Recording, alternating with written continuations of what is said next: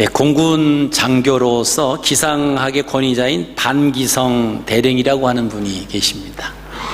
여러분 반기문 사무총장, 유엔 사무총장 이름 많이 들으셨는데 뭐 어떤 가족이 되는지 모르겠습니다만은 반기성 그 공군 대령인데요.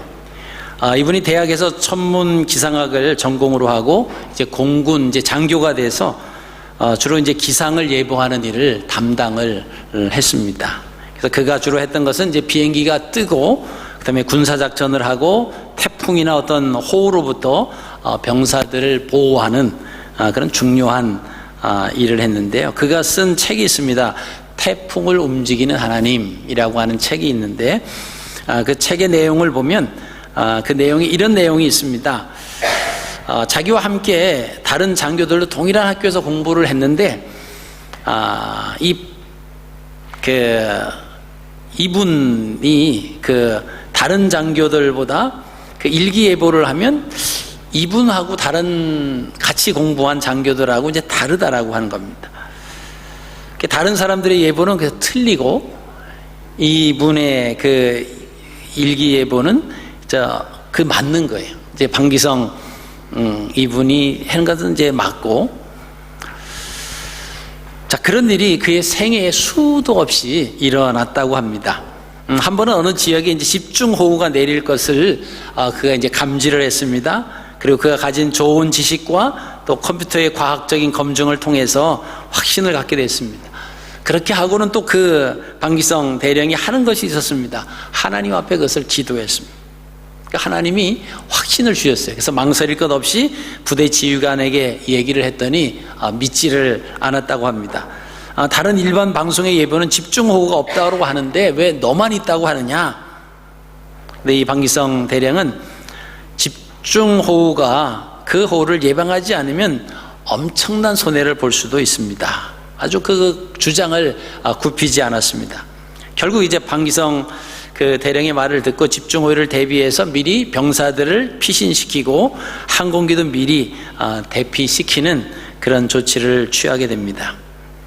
근데 정말 그 이후에 그 지역에 엄청난 집중호우가 내리게 되었습니다. 만약 대피하지 않았다라고 하면 정말 큰일 날 뻔했습니다. 그 당시에 비가 너무 많이 와서 감전사를 했다라고 하는 뉴스도 있었는데 그 지역에 있었던 군인들은 한 사람도 다치지 않았다라고 합니다.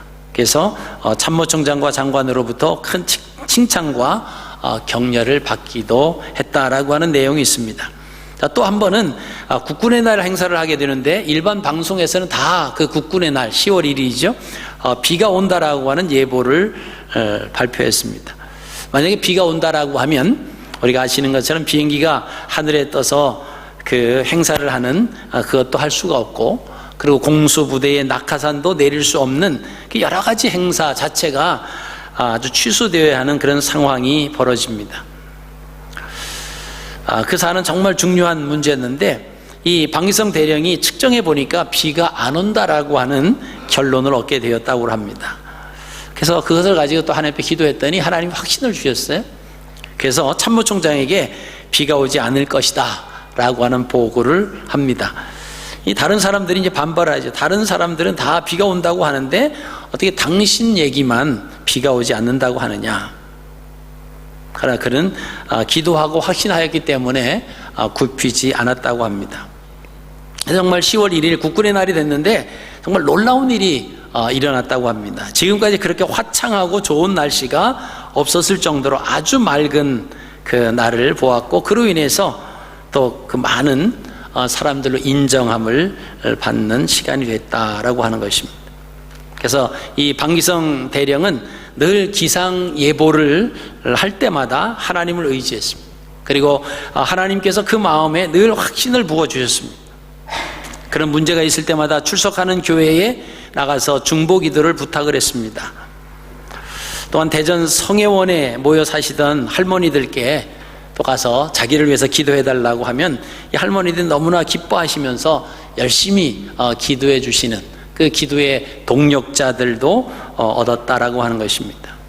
그래서 그가 기도할 때마다 하나님께서 그를 도와주셨고 때로는 태풍의 진로까지도 바꾸어 주셔서 군인들의 피해를 줄일 수 있도록 해주셨다라고 하는 그의 고백을 우리가 들을 수가 있습니다. 그래서 자기가 기상예보를 맡은 이후에 어떤 태풍이나 호우로 인해서 한 사람의 사병도 그 태풍이나 호우 때문에 생명을 잃은 사람이 없었던 것을 참 보람으로 여긴다라고 그 고백을 했던 그 방기성 대령의 말을 우리가 들을 수가 있습니다. 그런데 이제 자기 아내는 자기 말을 잘 안 믿는데요. 왜냐하면 자기 집이 이사할 때마다 비가 왔답니다.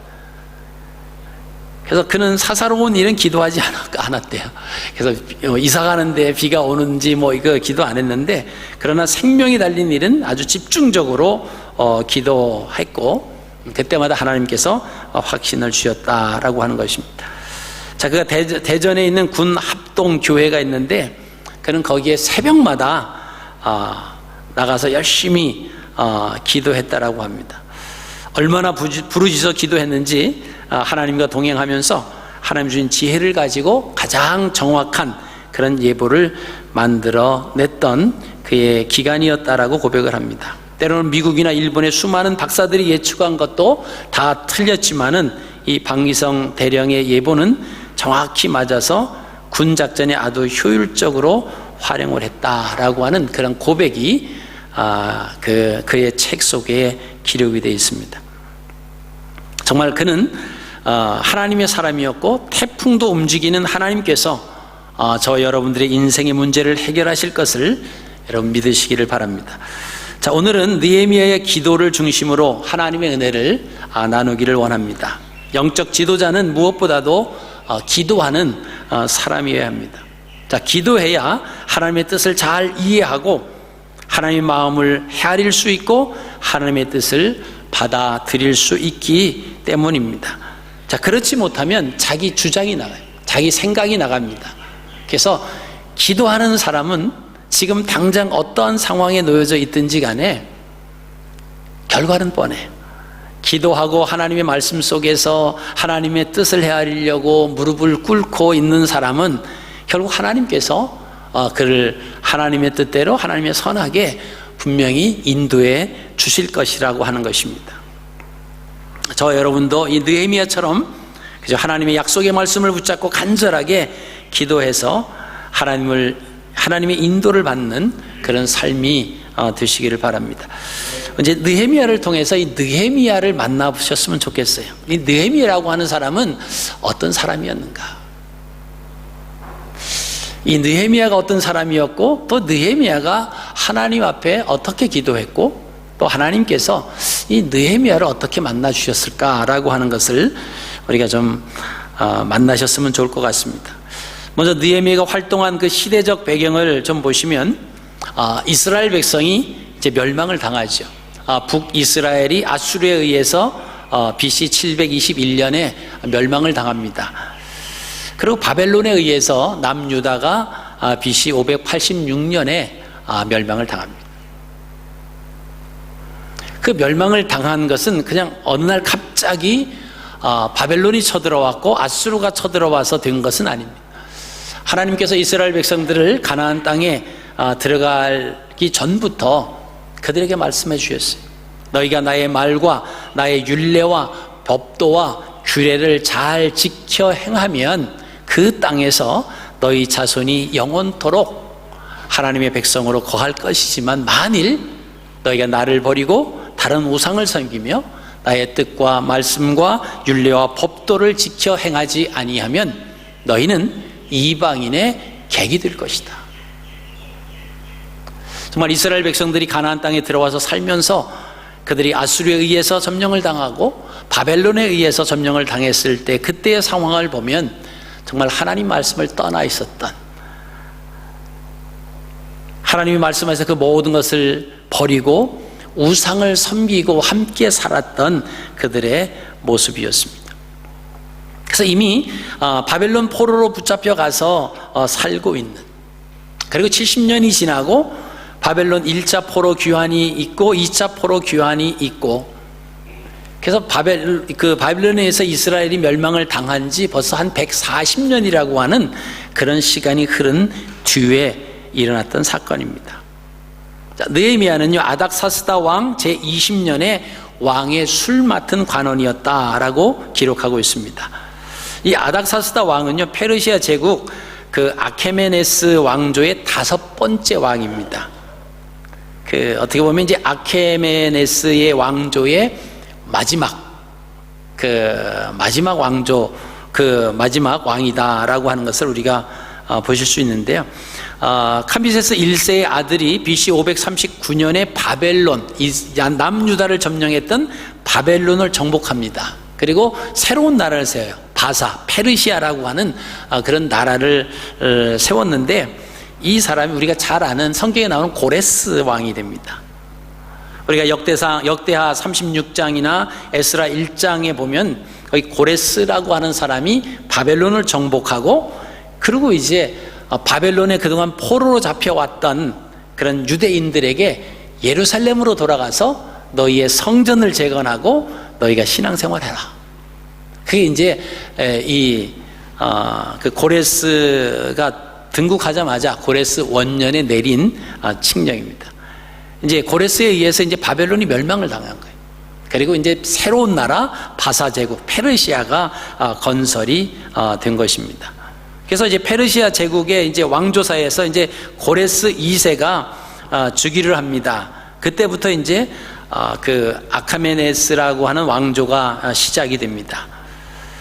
그 이제 고레스는 BC 529년에 원정길에서 이제 죽게 됩니다. 그리고 그 아들 캄비세스 2세가 왕위에 올라갑니다. 캄비세스 2세가 이집트를 정복하고 이제 돌아오는 중에 또 이집트 그 시와라고 하는 곳에서 사망을 합니다. 그래서 아케메네스 왕족이던 이제 다리우스 1세가 이제 그 혼란의 정국을 이제 수습을 하면서 왕이 되는데, 이 다리우스 1세에 이어서 그 크세르크세스 1세가 이제 왕이 됩니다. 이제 그 사람이 누구냐면 우리가 이제 구약성경 에스더에서 나오는 아하수에로 왕과 이제 동일한 인물입니다. 그 아하수에로 왕이 그 치정을 할 때에 그 아케메네스 왕조의 아주 전성기였습니다. 그는 127개의 도를 다스렸던 아주 막강한, 아주 그 왕조의 아주 최대 전성기에 이르게 됩니다. 그러면서 이제 계속 이제 전성기가 지나고 나니까 이제 점점 이제 쇠퇴해가는 그런 가운데 놓여져 있습니다. 그래서 크세르크세스 1세 다음으로 왕위에 오른 사람이 바로 오늘 본문에 나오는 아닥사스다 1세가 됩니다. 그래서 아닥사스다 1세가 통치할 때는 그 아케메네스 왕조의 이제 말기, 거의 이제 끝부분 입니다. 그래서 그때 보면 이제 왕족 내부에 이제 파벌이 형성이 되고요, 제국이 서로 분열하기를 시작을 한 때가 바로 이제 그 오늘 그 느헤미야에 나오는 그런 그 왕이 치정하는 그런 정국이었다라고 하는 것입니다. 자, 이런 시기에 느헤미야가 여러분 막 나눠지고 파벌이 생기고 그런 가운데서 느헤미야가 왕 앞에 가서 내가 조국으로 돌아가서 회파한 성을 재건하겠습니다. 여러분, 만약 그렇게 얘기한다라고 하는 것은 그 반대하는 세력에 의해서 오해를 사기 쉽습니다. 정치적인 상황을 고려할 때에 그것은 얼마나 아마 반역을 도모하는 모함이다라고 하는 것을 뒤집어 쓸 수도 있는 그런 상황에, 사실 정치적 상황에 그런 상황에 놓여져 있습니다. 근데 이제 느헤미야가 하나님 앞에 그 조국에 대한 소식을 듣고는 그 왕에게 얘기하기 전까지 그가 그래서 기도한 거예요. 그렇죠? 그냥 생뚱맞게 나가서 이야기를, 아무리 왕 측근에 있는 술 맡은 관원이라고 할지라도, 그죠? 이 나라에서 충성하고 이 나라에서 정말 왕을 위해서 헌신을 하겠습니다 라고 하는 것은 몰라도 내 조국에 돌아가서 그 성이 회파됐는데 그 성을 다시금 수축하게 허락해 주십시오. 여러분, 이렇게 말한다라고 하는 것은 그 나라의 정국을 보더라도 결코 쉽지 않았습니다. 그러니까 이런 상황을 감지를 하고 느헤미야는 기도했다라고 하는 것을 우리가 기억을 하셔야 됩니다. 자, 오늘 1절 말씀 보시면요, 예루살렘으로부터 온 소식이 있습니다. 하가랴의 아들 느헤미야의 말이라. 아닥사스다 왕 제20년 기슬르월에 내가 수상궁에 있더니. 자, 지금 이 느헤미야는 아닥사스다 왕의 술 맡은 관원으로 수상궁에서 머물러 있습니다. 자, 이 느헤미야라고 하는 이름의 뜻은요, 여호와의 위로라고 하는 그런 의미가 있습니다. 느헤미야는 분명히 바벨론 시대에서 태어났던 사람.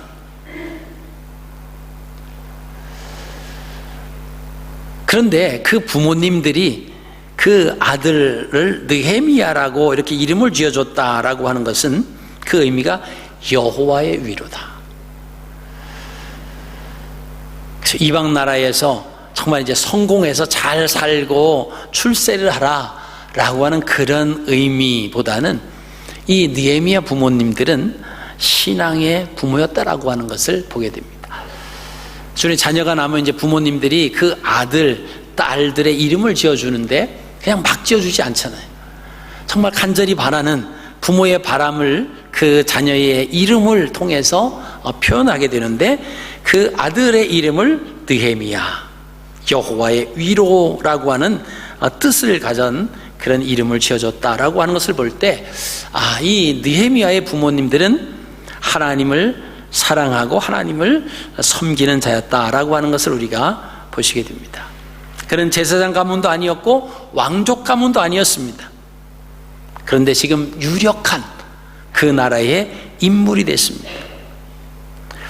오늘 본문 마지막 절 11절 말씀을 보시면 그가 아닥사스다 왕 시대의 왕의 술 관원이었다, 이렇게 표현을 합니다. 여러분, 왕의 술 관원이다라고 하면 그냥 왕이 마시는 술을 총관할하는 겁니다. 술잔을 가지고 왕 앞에 나가는 고위 관직입니다. 그러니까 식사 때마다 왕의 그 술에 독이 들었는지 뭐 이런 것을 다 확인하는 사람이기 때문에 이 술 맡은 관원이다라고 했을 때 그 사람이 갖고 있는 그 파워는 엄청난 거죠. 그죠? 가장 그죠? 왕이 모든 어떤 긴장을 풀어놓는 그런 관계, 무방비 상태에 있을 때에도 그 왕 옆에서 그 왕의 술을 맡아서 그것을 관리했던 사람이라고 하면, 오늘날 말하면 뭐 대통령의 경호실장 정도 되겠죠. 엄청난 힘을 가진 그런 사람. 근데 이 사람이 포로로 온 사람, 유대 사람입니다. 포로로 가서 그래서 한 140년 동안 자기 조상들이 끌려와서 살아가는 그 가운데서 이 느헤미야가 이제 그 술을 맡은, 왕의 술 맡은 관원이 됐다라고 하는 것은 우리가 보더라도 엄청난 그 성공을 한 그런 케이스입니다. 자, 그러면 이제 왕 앞에서 뭐 잘만 붙어 있기만 하면 뭐 세상 사람들에 대한 권력이나 뭐 이런 것은 혼자 독차지할 수 있습니다. 자, 지금까지 1차, 2차 포로 귀환이 있었지만은 그나마 1차 때에는 그야 뭐 태어나지도 않았겠죠. 그러나 2차 포로 귀환 때 그는 가지 않았습니다. 아마 주석가들은 그렇게 얘기합니다. 그가 왕의 총애를 받은 고위 관직이었기 때문에 쉽게 떠나지는 못했을 것이다, 그렇게 얘기를 합니다. 그러나 우리가 생각할 수 있는 것은 분명히 느헤미야가 그냥 그 땅에, 그 페르시아 지역에 머물러 있었던 것은 하나님의 섭리가 있었다라고 하는 것입니다. 그 오랜 유어스비라고 하는 그 설교 가면서 그 신학자인, 아주 그 현대 많은 설교자에게 또 신학자에게 큰 영향을 끼쳤던 그 유어스비는 그런 말을 했습니다. 그가 남은 것은 마치 에스더가 수상궁에, 요셉이 애굽에 다니엘이 바벨론에 있었던 것과 같은 의미를 가지고 있다. 이 유여스비는 그 89세로 올해 5월 2일에 하나님의 부르심을 받았습니다. 그 아마 2주만 더 살아면 이제 90세를 사는데 89세에 2주를 남겨놓고 89세로 하나님의 부름을 받았던 그런 분입니다. 자, 하나님께서 그럼 왜 느헤미야를 그 페르시아 나라에 머물게 하셨을까? 하나님의 의도가 있다라고 하는 거예요. 하나님께서는 그곳에서 이스라엘 백성을 다시 한번 회복시켜 주시는 그 일을 감당할 수 있는 곳이 바로 그곳이었더라고요. 느헤미야가 머물러 있는 그곳, 바로 그곳, 다른 곳에서는 할 수 없고 그곳에서만 할 수 있는 일이었기 때문에 하나님께서 그를 머물게 하셨다라고 하는 것입니다. 오늘 2절 말씀을 보십시오. 나의 한 형제 중 하나니가 두어 사람과 함께 유다에서 이르렀기로 내가 그 사로잡힘을 면하고 남아있는 유다 사람과 예루살렘 형편을 물었다 그랬습니다. 자, 그 자기 친동생이 예루살렘으로 갔다가 돌아왔어요. 근데 이 느헤미야가 무엇을 물었습니까? 유다 사람과 예루살렘의 형편을 물었습니다.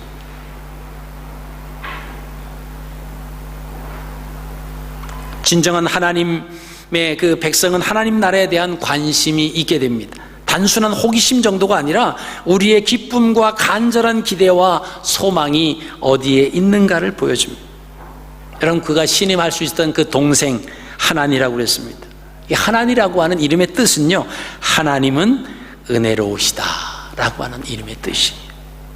이 두 형제의 이름만 보더라도 그 부모님들이 어떻게 신앙생활을 행했는지를 우리가 알 수가 있습니다.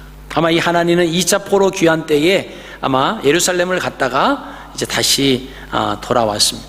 자, 그러면 이 하나님가 왜 왔을까요? 왜 돌아왔을까요? 아마 바로 느헤미야에게 사명을 일깨워주기 위해서 돌아왔을 겁니다. 예루살렘 형편이 너무 어려웠기 때문에 느헤미야에게 그 사정을 알리기 위해서 아마 먼 길을 달려왔을 것입니다. 그리고 그의 사랑과 열정 때문에 나중에 그는 예루살렘을 다스리는 직분을 얻게 됩니다. 자, 그가 와서 느헤미야에게 전달해 준 그 내용은 별로 기쁨의 소식은 아니었습니다. 사로잡힘을 면하고 남은 자라고 하는 말은 포로에서 풀려나 고국으로 돌아간 그 사람들을 의미합니다. 그 이야기를 들으니까 거긴 큰 환란이 있다고 그랬어요. 그리고 능력을 받았고 예루살렘 성은 회파가 되고 성문들은 다 불타버렸다. 아마 귀환한 자들이 너무 소수였기 때문에 주변 국가로부터 어려움, 그것을 감당해내지 못했을 겁니다. 아마 무시를 당했고 아마 힘에 부딪혔고, 그리고 예루살렘 성과 불탄 성문들이 아직도 재건하지 못했다라고 하는 그 소식을 듣습니다. 자, 그 소식을 듣고 느헤미야가 행한 모습을 봅니다. 4절 말씀을 보시면요, 이 말을 듣고 앉아서 울고 수일 동안 슬퍼하며 하늘의 하나님 앞에 금식하며 기도합니다. 여러분, 느헤미야는 어떤 사람입니까? 왕의 술 맡은 관원이, 나라의 서열로 따지고 그의 힘을 따지자라고 하면 정말 손안에 꼽힐 수 있는 그런 위치에 살아 있습니다.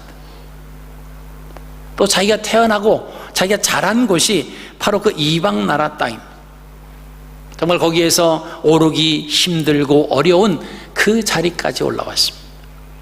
어찌 보면은 예루살렘에 대한 것은 마음은 있을 수 있지만 정말 그 가슴에 품고 금식하면서 수일 동안 울고 하나님 앞에 슬퍼하면서 기도할 이유는 어떻게 보면은 별로 없어도 그렇게 안 해도 누가 손가락질할 사람은 없었다라고 하는 것입니다.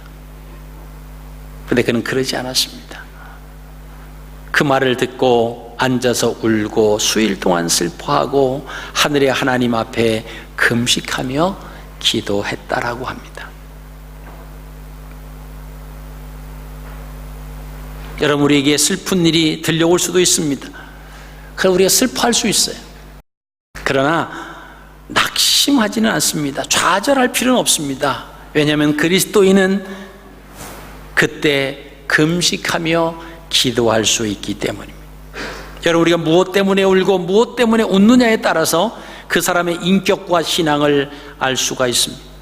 오늘 느헤미야는 자기 신상과 아무런 관계가 없는 일에 충격을 받고 울고 금식했습니다. 자기 조국에 대한, 바로 이것이 중보 기도할 수 있는 자의 마음인 것입니다.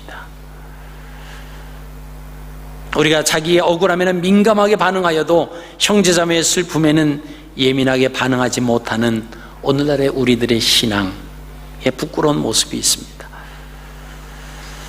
여러분은 무엇 때문에 요사이 눈물을 흘리고 계십니까?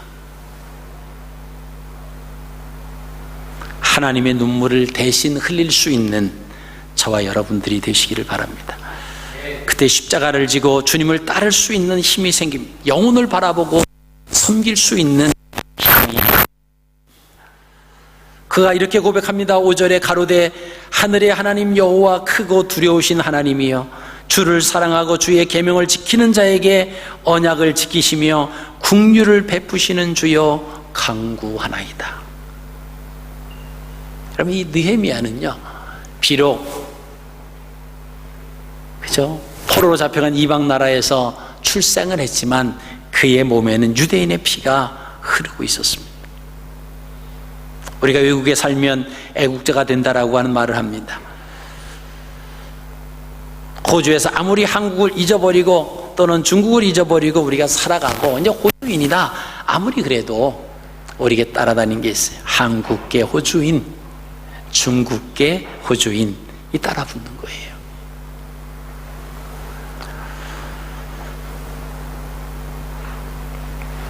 부모들은 자녀들이 성장하면서 정체성의 혼란에 빠지지 않도록 그저 이 조국에 대한 그 역사와 문화를 가르치는 것이 중요하다라고 하는 것입니다. 자기 뿌리를 부정하는 것은 넌센스죠. 한 20년 전에 제가 호주에 와서 어린 아이들을 이렇게 말씀을 할 때, 예배를 드릴 때 한 아이가 그랬어요. 나는 호주 사람이라고. 나는 한국말이 필요 없습니다. 그러면서 자기는 한국말 잘 못하기 때문에 예배도 한국말로 드리면 안 되고 영어로 자기는 호주 사람이다. 여러분, 아무리 우리가 이 땅에 살면서 호주 시민권을 받고 호주 사람이라고 해도 뭐 서류상은 호주 사람이겠죠.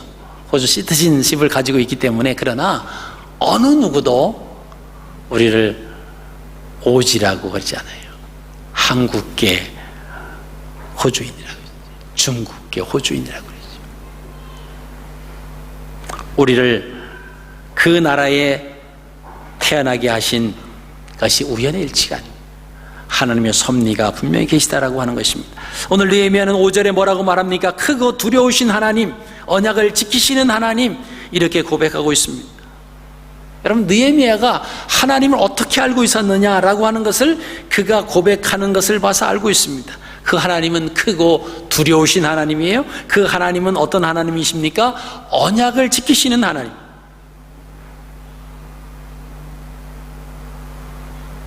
이 느헤미야는 이것을 알고 있었어요.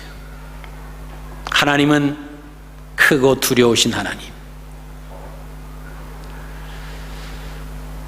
그러니까 유다 백성이 하나님께 범죄해서 이방 땅에 포로로 잡혀가 살게 된 것, 이것이 크고 두려우신 하나님의 역사하심이라고 하는 겁니다. 왜?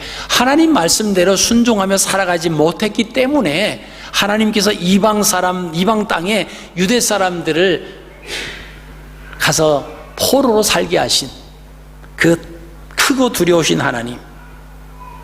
또 하나는요, 이 느헤미야는 하나님은 언약을 반드시 지키시는 하나님이십니다. 이런 고백을 합니다.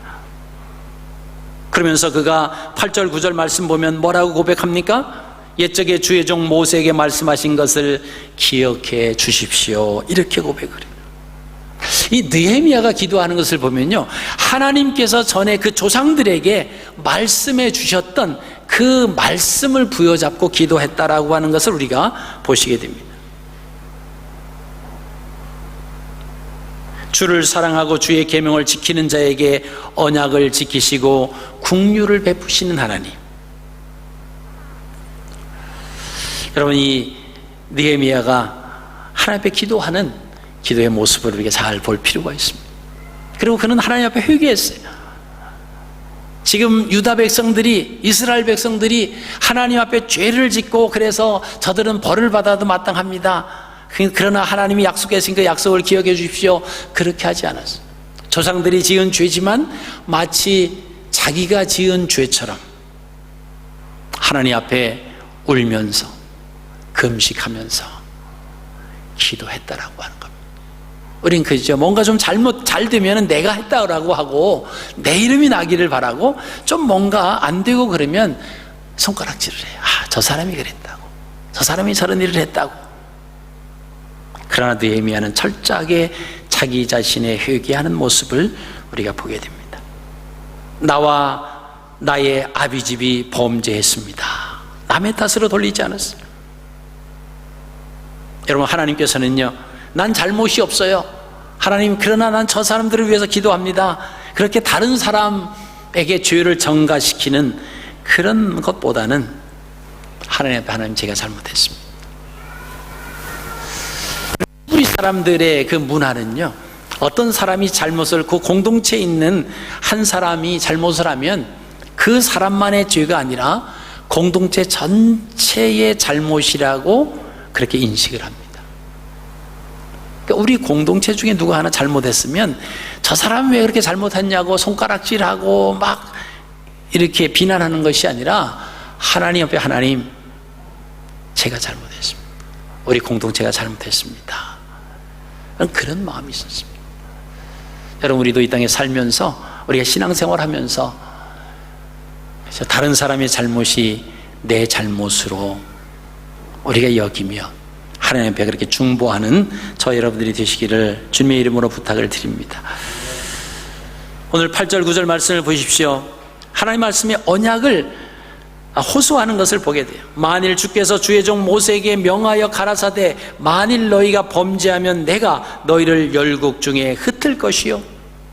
이게 두려운 하나님, 말씀대로 행하시는 거예요. 여기서 만일이라고 하는 것은 백성들이 범죄할 경우를 말합니다. 만일 너희가 범죄하면 내가 너희를 열국 중에 흩을 것이다. 근데 그 다음에 보시면요, 9절 말씀 보시면요, 만일 내게로 돌아와 내 계명을 지켜 행하면 너희 쫓긴 자가 하늘 끝에 있을지라도 내가 거기서부터 모아 내 이름을 두려고 택한 곳에 돌아오게 하리라 하신 말씀을 이제 청하건대 기억하옵소서. 여러분, 예레미야의 기도를 잘 보십시오. 이스라엘 백성들이 범죄했다는 거예요. 나와 내 아비집이 범죄했습니다. 말씀대로 살았지 않기 때문에 그저 이방인에 흩어주셨어요. 근데 하나님은 너희가 잘못하면 이방인에 흩어버리겠다라고 하는 것으로 끝나지 않으십니다. 비록 잘못했을지라도 그 가운데서 다시 돌이켜 행하면, 그렇죠? 우리가 이 땅에 살면서 우리가 하나님 말씀대로 순종하며 다 살지 못할 때가 많아요. 죄 짓습니다.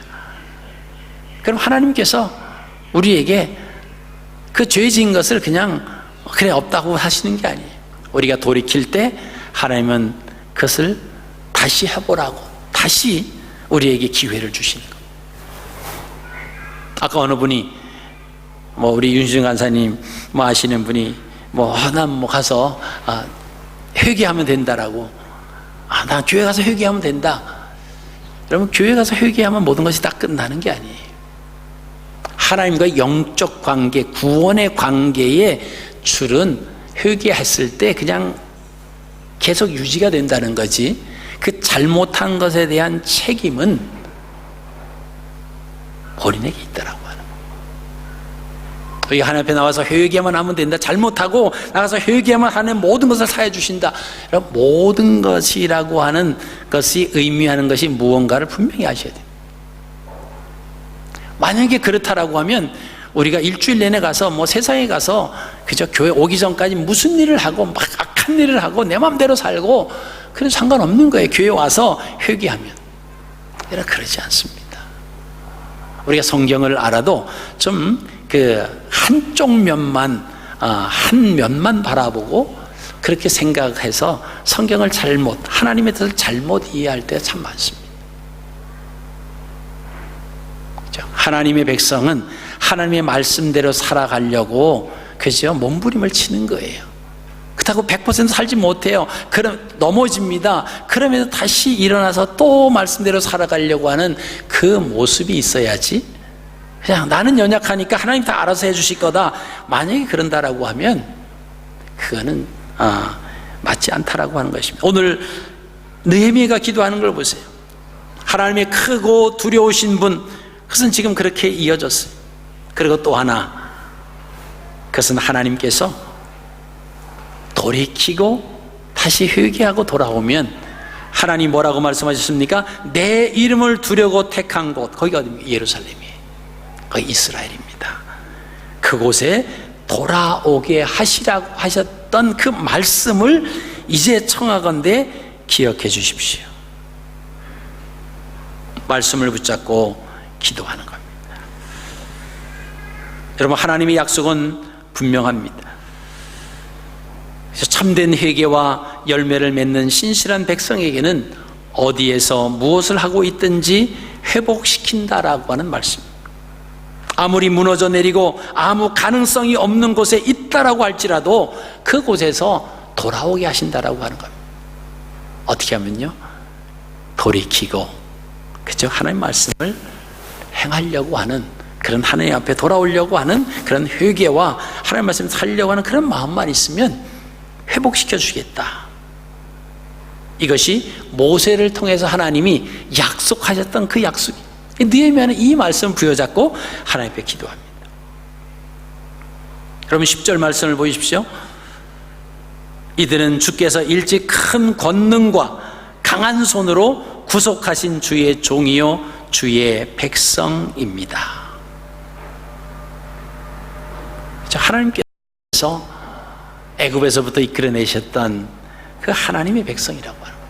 그 하나님의 자녀들이라고 하는 것입니다. 그때 하나님이 큰 권능과 강한 손으로 구속하여 주셔서 하나님의 백성으로 삼으신 이 사람들, 여러분, 하나님의 용서와 회복만이 예루살렘 성을 재건할 수 있다라고 하는 원동력을 느헤미야는 믿었습니다. 11절 말씀을 보십시오. 우리 11절 말씀을 함께 같이 읽겠습니다. 시작.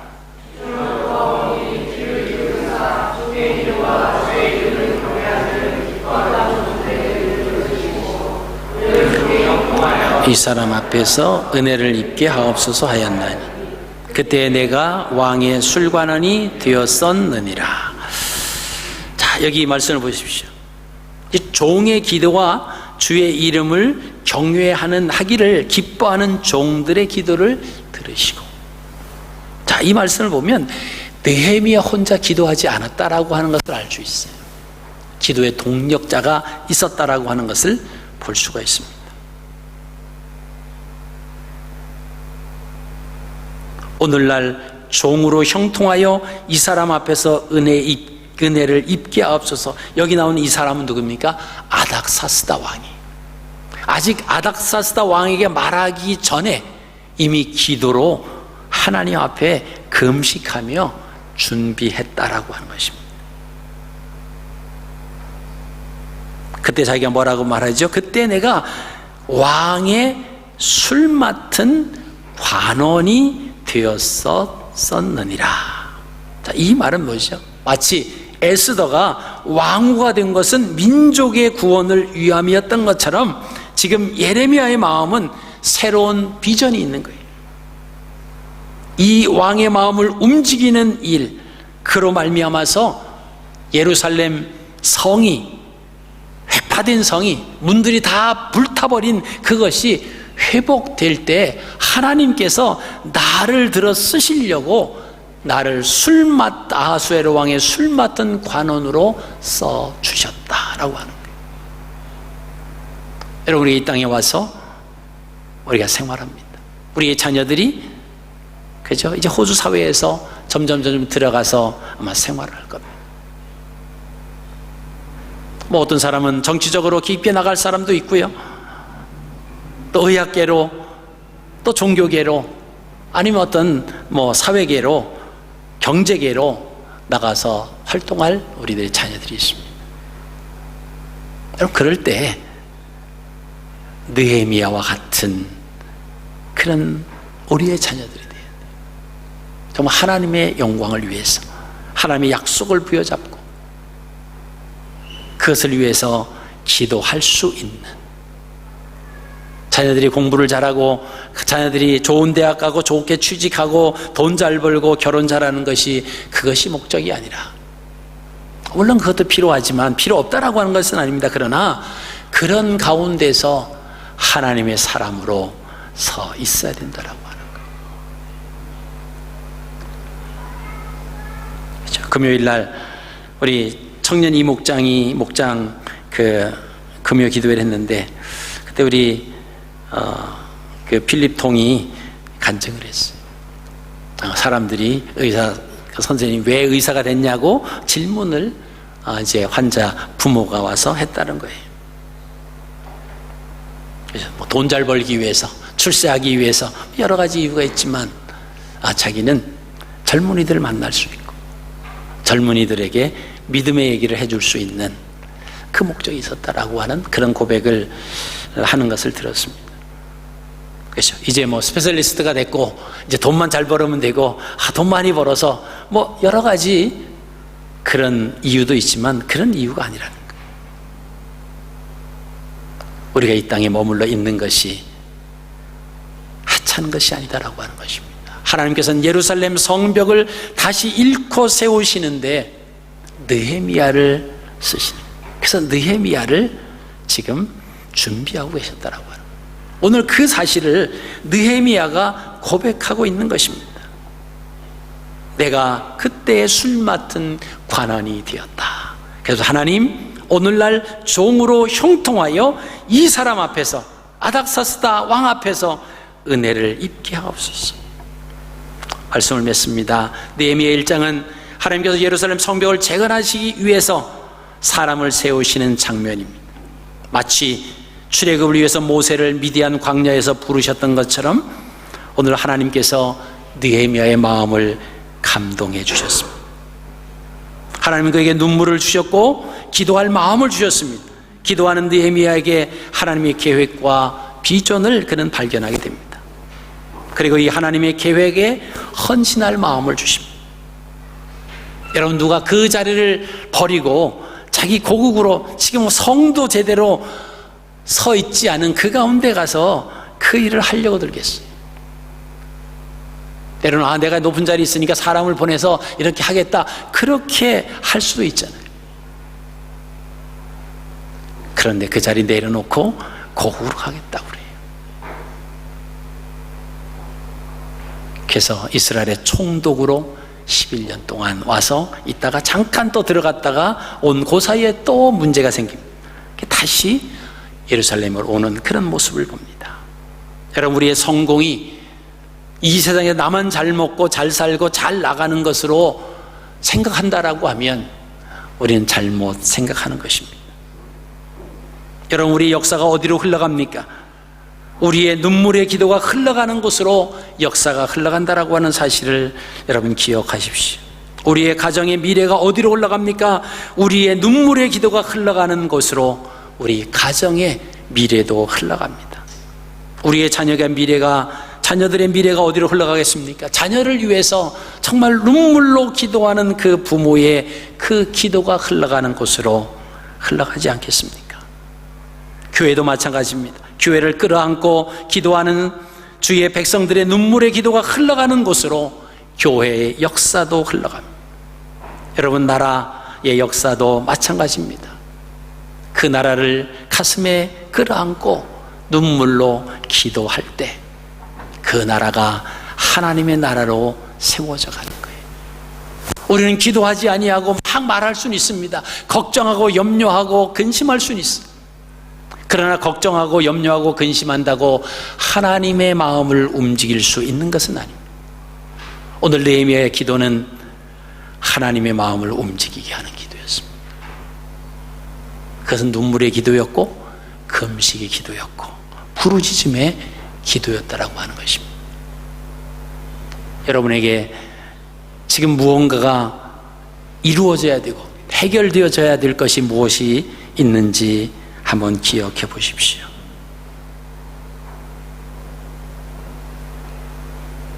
그 기도, 그것이 이루어지기 위해서는 어느 누구도 부인할 수 없는 눈물의 기도가 필요하다라고 하는 것입니다. 모세의 눈물의 기도가 그리했고요, 바울의 눈물의 기도가 그리했습니다. 오늘 본문에 나오는 느헤미야의 눈물의 기도가 그리했습니다.